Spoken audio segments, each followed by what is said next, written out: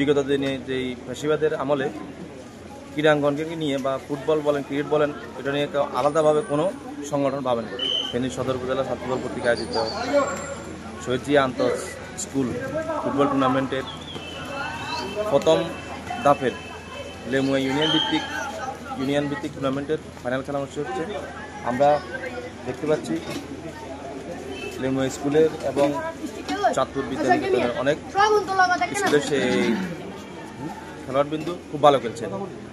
আমরা আসলে দেখছি বিগত দিনে যেই ফ্যাসিবাদের আমলে ক্রীড়াঙ্গনকে নিয়ে বা ফুটবল বলেন ক্রিকেট বলেন এটা নিয়ে আলাদাভাবে কোনো সংগঠন পাবেন।